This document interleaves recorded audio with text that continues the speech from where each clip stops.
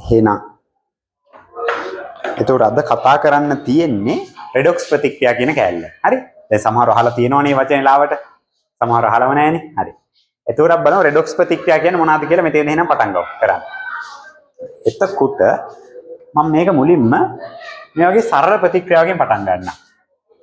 සරල කියන්නේ ලුණු හැදෙන විදිය ගමු.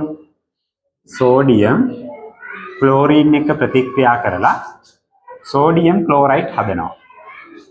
හරිද? සෝඩියම් ක්ලෝරින් එක ප්‍රතික්‍රියා කරලා සෝඩියම් ක්ලෝරයිඩ් හදනවා. සෝඩියම් ක්ලෝරයිඩ් කියන්නේ මොකද්ද? අයනික සංයෝගයක් නේ. සෝඩියම් ක්ලෝරයිඩ් කියන්නේ අයනික සංයෝගයක්. එතකොට අයනික සංයෝගයක් හැදෙනවා නම් අයනික සංයෝග හැදෙන්නේ කොහොමද? ධන ආරෝපිත අයනයකුයි, ඒ කියන්නේ කැට අයනයකුයි, ඍණ ආරෝපිත අයනය. ඇන අයනයකුයි එකට එකතු වෙලානේ හැදෙන්නේ. මේක ගත්තම ඇන අයනයේ විදිහට ගන්න පුළුවන් අපිට Cl- කැට අයනයේ විදිහට ගන්න පුළුවන් සෝඩියම් ප්ලස් නේ. හරි. එතකොට අපි බලමු මේවා කොහොමද හැදෙන්නේ කියලා. දැන් බලන්න මේක හැදෙද්දි මෙහෙම දෙයක් තමයි වෙන්නේ. සෝඩියම් ඝනයේ විදිහට තියෙනවා. මේක මම භෞතික තත්ත්වය අයින් කරලා කියලා දෙන්න. ඉලෙක්ට්‍රෝනයක් ඉවත් කරනවා. එතකොට නේද සෝඩියම් ප්ලස් හැදෙන්නේ. සෝඩියම් ඉලෙක්ට්‍රෝනයක් ඉවත් කරාමනේ සෝඩියම් ප්ලස් හැදෙන්නේ නේ. හරි. ක්ලෝරින් බලන්න. ක්ලෝරයිඩ් හැදෙනවා නම් මොකද්ද කරනවා ඇත්තේ? මොකද්ද කරනවා ඇත්තේ මල්ලි? ක්ලෝරයිඩ් හදන්න නම්. ක්ලෝරයිඩ් හදනවා නම් ඉලෙක්ට්‍රෝනයක් ලබා ගන්න ඕන. පිට කරලා බෑනේ. ඉලෙක්ට්‍රෝනයක් ලබා ගන්නවා. එතකොට තමයි ඍණ ආරෝපිත වෙන්නේ. එතකොට මේ විදිහට සෝඩියම් ප්ලස් අයන හැදෙනවා. Cl- අයන හැදෙනවා. හරිද? එතකොට මෙන්න මේ විදිහට මේ විදිහේ ප්‍රතික්‍රියා දෙකක් මේ වගේ ප්‍රතික්‍රියා දෙකක් එකතු වෙලා මේ වගේ තනි ප්‍රතික්‍රියාවක් හැදුනේ. එතකොට මේ තනි ප්‍රතික්‍රියාවලට කියනවා අපි මේ වගේ තනි ප්‍රතික්‍රියාවලට අපි කියනවා සම්පූර්ණ ප්‍රතික්‍රියා. සම්පූර්ණ ප්‍රතික්‍රියා නැත්නම් රෙඩොක්ස් ප්‍රතික්‍රියා කියනවා. රෙඩොක්ස් ප්‍රතික්‍රියා. එතකොට මේ ඒක හැදෙන්න දායක වෙච්ච මේ අනිත් ප්‍රතික්‍රියා දෙක මේවා මේ එතකොට මේ ප්‍රතික්‍රියාවේ භාගයක් නේද නිරූපණය කරන්නේ. ඒ නිසා මේවට කියනවා අර්ධ ප්‍රතික්‍රියා කියලා. අර්ධ ප්‍රතික්‍රියා. මේකත් අර්ධ ප්‍රතික්‍රියාවක්, මේකත් අර්ධ ප්‍රතික්‍රියාවක්. එතකොට හොඳට මතක තියාගන්න රෙඩොක්ස් ප්‍රතික්‍රියාවක් නැත්නම් අර්ධ ප්‍රතික්‍රියාවක් නිර්මාණය වෙන්නේ නෑ. රෙඩොක්ස් ප්‍රතික්‍රියාව නැත්නම් සම්පූර්ණ ප්‍රතික්‍රියාවක් නිර්මාණය වෙන්නේ මේ වගේ අර්ධ ප්‍රතික්‍රියා දෙකක එකතුවකින්. හරිද?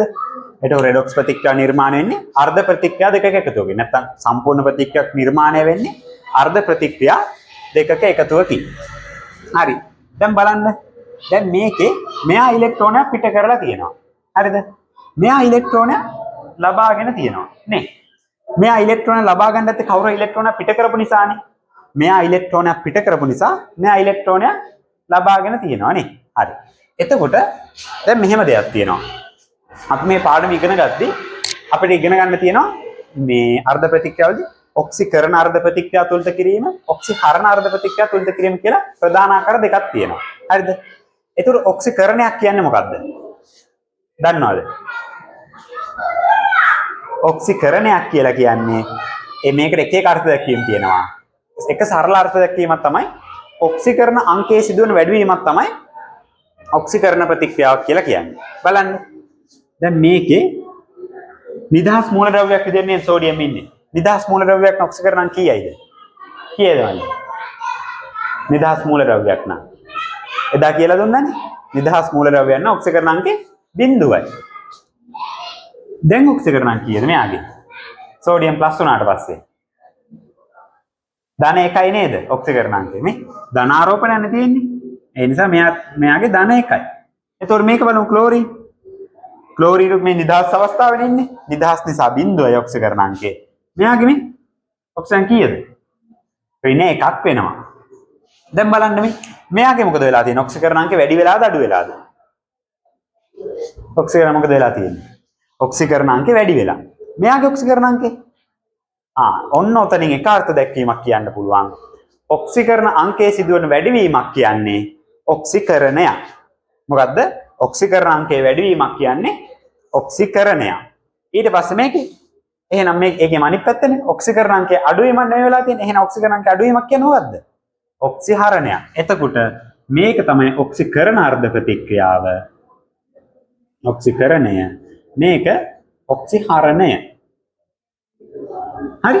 මේ ඔක්සිකරණ අර්ධ ප්‍රතික්‍රියාව, මේ ඔක්සිහරණ අර්ධ ප්‍රතික්‍රියාව. ඒක අර්ථ දැක්වීම. ඒ කියන්නේ ඔක්සිකරණ අංකයේ වැඩි වීමක් කියන්නේ ඔක්සිකරණය.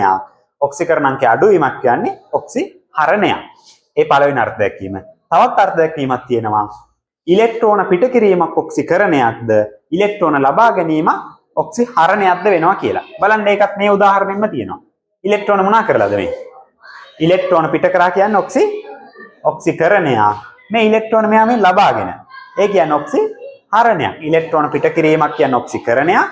ඉලෙක්ට්‍රෝන ලබා ගැනීමක් කියන්නේ ඔක්සිහරණයක්. එතකොට වань මේ අර්ථ දැක්වීමත් මෙතන ලේසියෙන් ඉගෙන ගන්න පුළුවන් වුණානේ. හරි. එතකොට මේ ප්‍රතික්‍රියාව තව එක දෙයක් මේවා කරගන්න පුළුවන්. මේක තමයි පොඩ්ඩක් පැටලෙන දේ. ඒ කියන්නේ ඔක්සිකාරකය සහ ඔක්සිහාරකය කියලා දෙකක් තියෙනවා. හරිද? ඒක අඳුරගන්න ක්‍රමය තමයි බලන්න ඕනේ. දැන් මම කිව්වා නේද?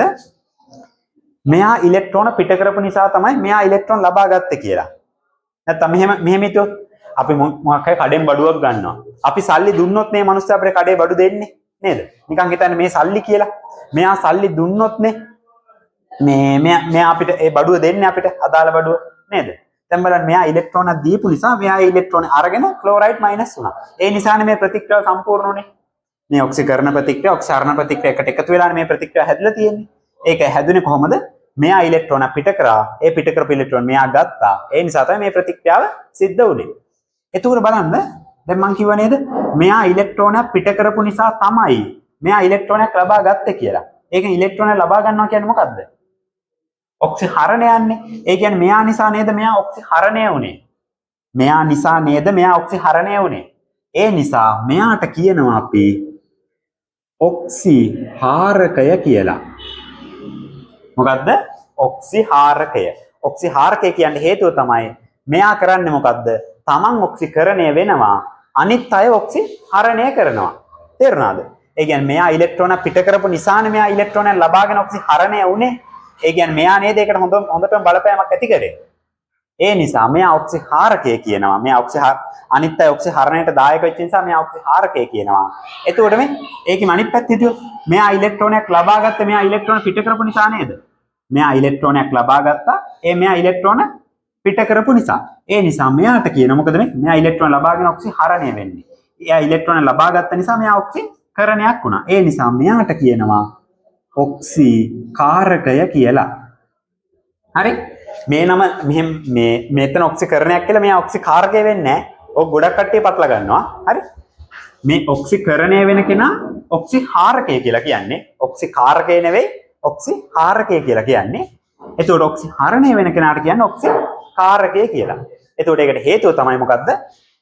මෙයා ඔක්සිකරණය වෙනවා. එතකොට ඉලෙක්ට්‍රෝන පිට කරනවා. මෙයා ඉලෙක්ට්‍රෝන පිට කරපු නිසා තමයි මෙයා ඉලෙක්ට්‍රෝනය ලබාගෙන ඔක්සිහරණයට ලක් වුනේ. ඒ කියන්නේ මෙයා ඔක්සිහරණයට දායක වෙලානේ. මෙයා ඔක්සිහරණයට දායක වෙච්ච නිසා මෙයාට ඔක්සිහාරකය කියනවා. ඒතකොට මෙයා මොකද කරේ? මෙයා ඉලෙක්ට්‍රෝන පිට කරපු නිසා තමයි මෙයා ඉලෙක්ට්‍රෝන ලබා ගත්තේ. නැත්නම් අනිත් පැත්තේ හිතුවොත් මෙයා ඉලෙක්ට්‍රෝන ලබා ගන්න නම් මෙයා ඉලෙක්ට්‍රෝන පිට කරන්න ඕනේ. එතකොට මෙයාත් ඉලෙක්ට්‍රෝන පිට කරන්න පුෂ් එකක් දුන්නා වගේනේ. ඒ නිසා මෙයා ඉලෙක්ට්‍රෝන පිට කරා. ඒ කියන්නේ එයා ඔක්සිකරණය වෙන්න දායක වුණා. ඒ නිසා මෙයා ඔක්සිකාරකය කියලා කියනවා. තේරුණාද? ඔන්න ඔච්චර ඔය පාඩමේ තියෙන්නේ. ඊට පස්සේ අපිට ඉගෙන ගන්න තියෙන්නේ ඔය අර්ධ ප්‍රතික්‍රියා ටික තුලිත කරලා කොහොමද රෙඩොක්ස් ප්‍රතික්‍රියාවක් සම්පූර්ණයෙන් තුලිත කරගන්න කියලා ඉගෙන ගන්න තමයි තියෙන්නේ. හරි? වැඩේ තේරුණානේ? හරි. that's good.